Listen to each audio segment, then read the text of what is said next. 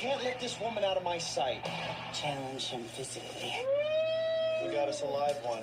Identity Thief, rated R. Oh my god, bad memories, please get this fucking movie out of my sight.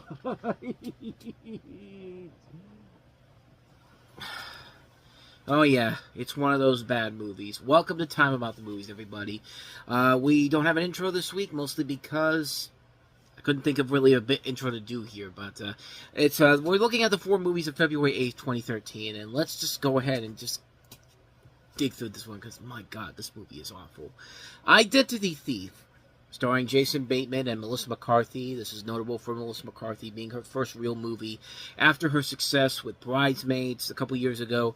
And this was supposed to be the launching of her post-Bridesmaids career as a leading comedic actress. And boy, that success, there was success, but my god, these movies that she starred in were terrible. And this is probably it's sad to say that this is probably the one that's the least bad, but it's still pretty bad. But it's the story of Sandy Peterson, a man whose identity is stolen by a female con artist. Sandy's played by Jason Bateman, and the con artist is played by McCarthy.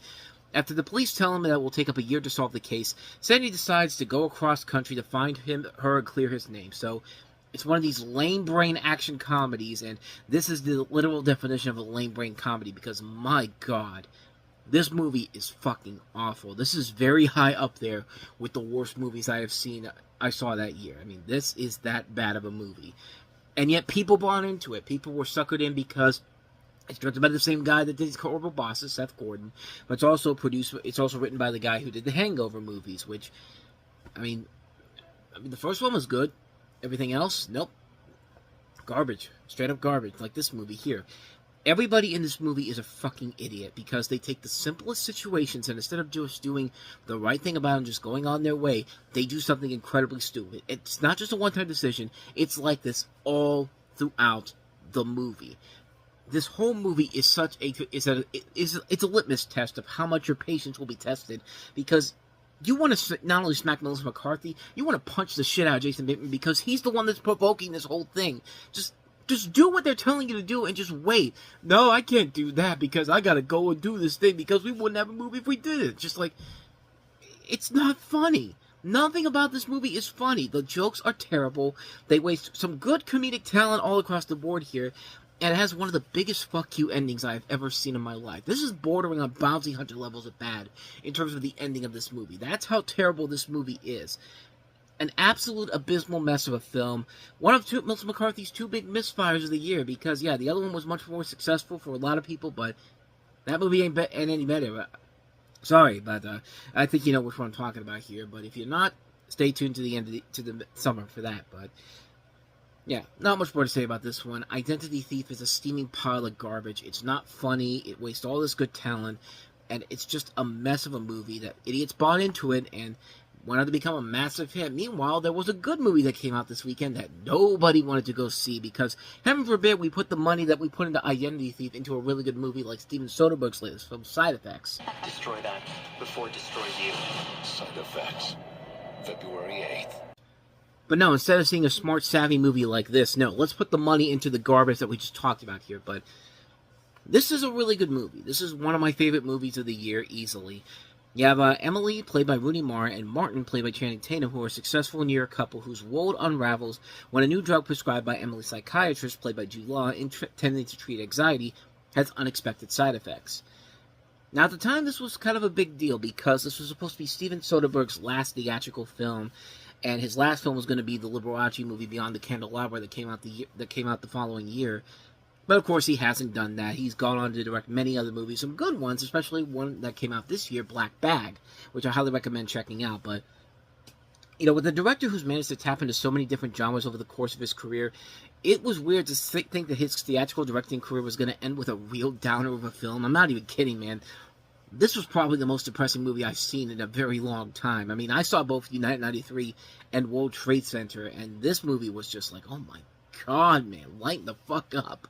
But, again, with all that said, this is still one of the best movies of the year, easily. The performances are great. Rooney Mara is really good in this movie. She gives a very convincing performance, maybe even more so than Elizabeth Salander in The Girl with the Dragon Tattoo. I thought Jude Law was really good in here, playing the doctor in here. Catherine Zeta-Jones is very good, playing her former doctor. And the biggest surprise being that Channing Tatum, he's only in here for a little bit, and yet he once again proves that he's still got the acting chops overall. He's got a bright future ahead of him, and sure enough, that would show up in other movies. The dark feel of the story works really well, too, and it's definitely present in every scene of the film, even in some of the lighter flashbacks.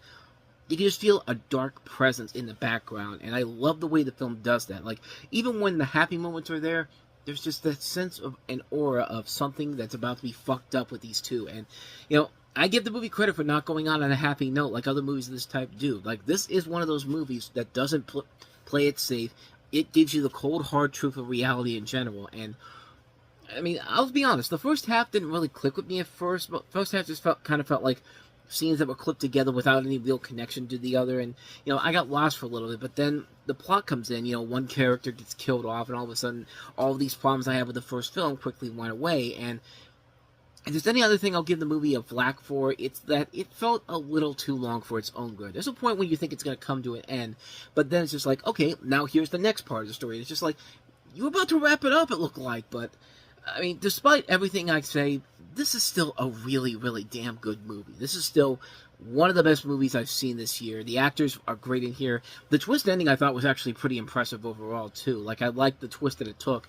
Like, that dark feel really helps this film overall. It doesn't sugarcoat the story and shows you the really twisted things that can happen with some people like this, especially with the things that they're going through here.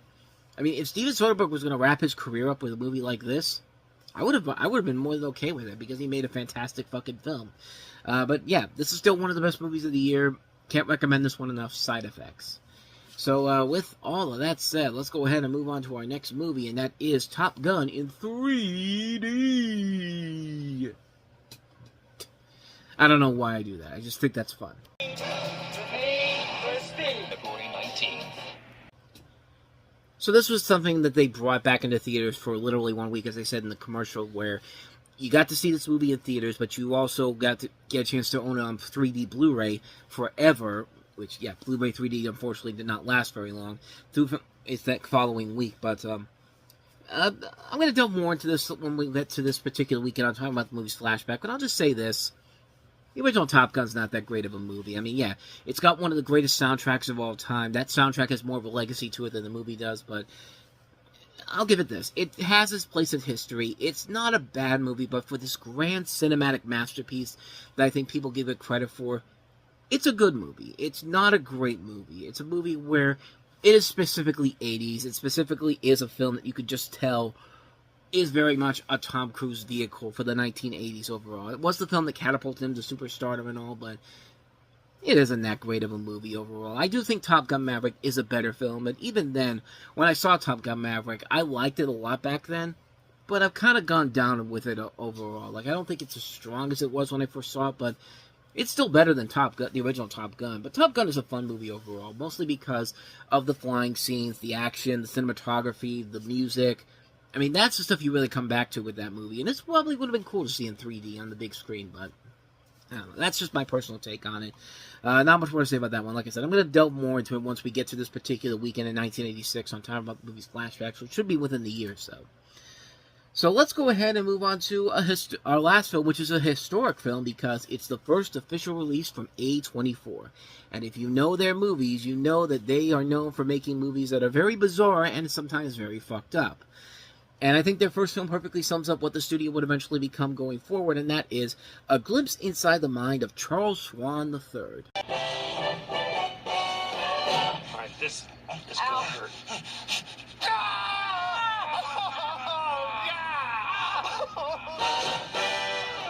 So a couple of notable things about this particular movie, and the fact that it's not only A24's first theatrical release, but it's produced and directed by Roman Coppola, who had made another movie called CQ, and after that he made a lot of movies with Wes Anderson. You know, he worked on a lot of Wes Anderson movies, and this definitely has a Wes Anderson vibe to it, to the point where you have to think that maybe that he saw what Wes Anderson was doing, is just like, well, shit, I can do that too with this movie, because yeah, there's definitely parts of this that feel like a Wes Anderson film.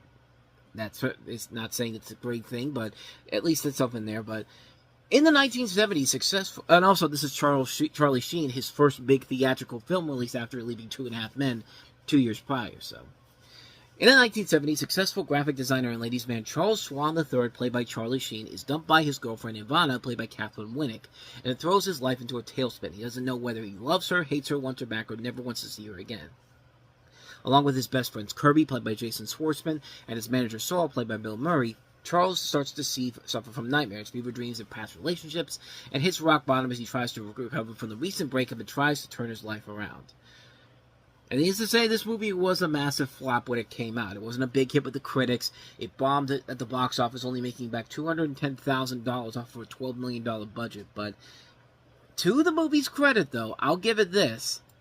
It's a ballsy movie, man. And like I said, it's the perfect definition of what the studio A24 stood for a long time. These weird, fucked up movies. Keep in mind, this is the company that put out stuff like Midsommar and also Hereditary, like The Lighthouse. These very unique, odd art house films. And this film kind of feels like it fits right up in that alley overall. And yeah, it's definitely a movie that is very much in A24's style of filmmaking. Now, does that make it a good movie? No. It's a very flawed film from the story department, but from a visual perspective, it is kind of fascinating to watch. But again, we always talk about this. Visuals don't always make the fucking movie. And in this case, yeah, it doesn't make the film overall. I think it makes for a kind of unique experience that you'll look at and go like, well, this isn't really a great movie, but I can't say it's a movie that's terrible. The effort's being put into it with the visuals and the casting overall, but like I said, that's not what makes a movie. We want a good story to tell. We want to get invested with characters that we want to get attached to. And yeah, you don't get that with this movie over here. But like I said, it's not a bad movie. It's just a really odd film that fits right in the studio's repertoire overall. And I mean, it's kind of fascinating to watch for some reasons. But other than that, though, it's more of a curiosity watch overall. For a one-time watch, I think it's worth it. But other than that, though, you're never going to want to watch this again after the first time around. But like I said, I'll give it this. It definitely fits into what you think the studio would do with some of the films they put out. Because, yeah, it's definitely a very bizarre and odd movie, to say the least. A glimpse inside the mind of Charles Schwann III. And thus, with all that said, we wrap up another episode of Time About the Movies. And, oh, crap, this weekend's going to suck. It's supposed to be when the good movies are supposed to come out, people, but no, we've got A Good Day to Die Hard, the 5th and final installment of the Die Hard series. It takes it back to its R-rated roots, but is that really a good thing or no? Short answer is no. But we also have the latest Nicholas Sparks film, Safe Haven, which I don't even know who's in it. Actually, it's Josh Duhamel and Juliana Hough. I forgot that they were even in this movie. But we have the Weinstein Company trying to create another hoodwink-style hit and failing miserably at it with Escape from Planet Earth, and another fantasy book adaptation trying to follow in this format to the Hunger Games and Harry Potter, and yeah, people didn't buy into this one either. Beautiful Creatures. So 4 films overall, none of them very good. So yeah, it's going to be another one of those rocky weeks that we have to get through. So we'll touch on it next time around. So that'll be tomorrow. But with all that said, thank you so much for watching this. I hope you enjoyed it. If you did, please go ahead and do me the honors of hitting that like button, that subscribe button, and that notification button. Also, don't forget to check out our playlist, and don't forget to check out the previous episode we did. With all that said, whether it's in the past, the present, or the future, I will see you at the movies. Take care.